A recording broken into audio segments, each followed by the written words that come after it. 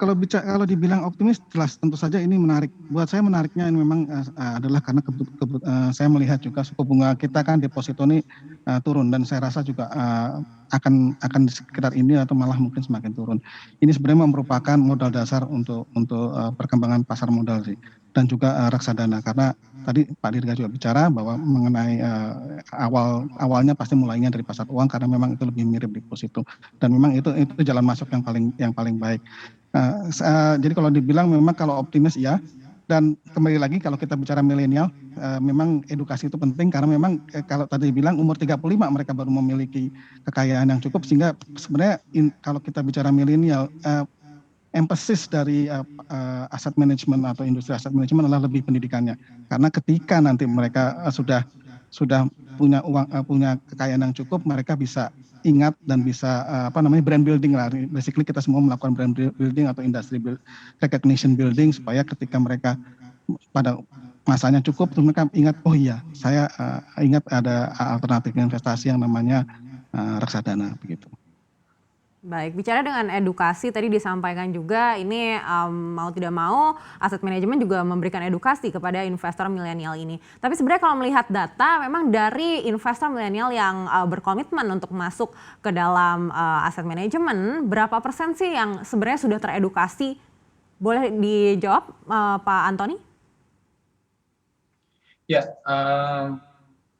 we should never underestimate investor milenial kita ya. Mereka akses informasinya jauh dengan teman-teman generasi yang di atasnya.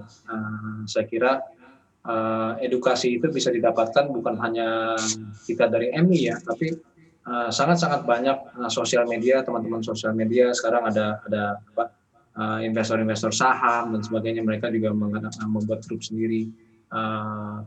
Terlepas ada yang plus ada yang minus ya, mungkin ada yang miss edukasi juga, tapi investor milenial by nature itu sangat aktif untuk mencari informasi dan edukasi yang bisa didapatkan dari segala lini sebenarnya.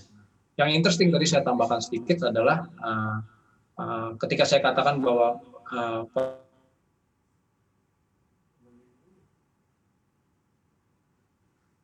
memang reksadana terproteksi, kalau kita gabungkan semua itu mayoritas milenial itu masih 50% kurang lebih di reksadana terproteksi. Nah, kemudian baru reksadana saham dan pasar uang. Yang sangat menarik sebenarnya, mungkin Aneka tertarik hal data ini.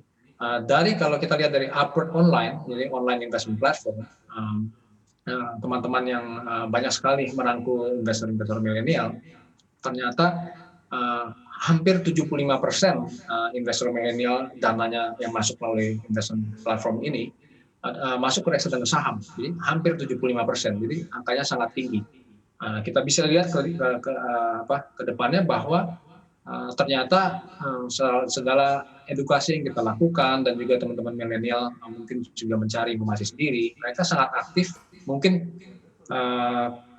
secara kasarannya mungkin mereka sudah biasa trading saham ya. Jadi kalau kita mengedukasi tentang pasar uang, mungkin pasti ada bicara bincang-bincang reksadana pasar uang membosankan itu, mungkin mereka bilang seperti itu ya. Jadi mereka banyak sekali ternyata kalau melalui investment platform sih masuk langsung ke reksadana saham. Jadi intinya sih mereka sudah mengerti, yang itu sangat menarik menurut saya.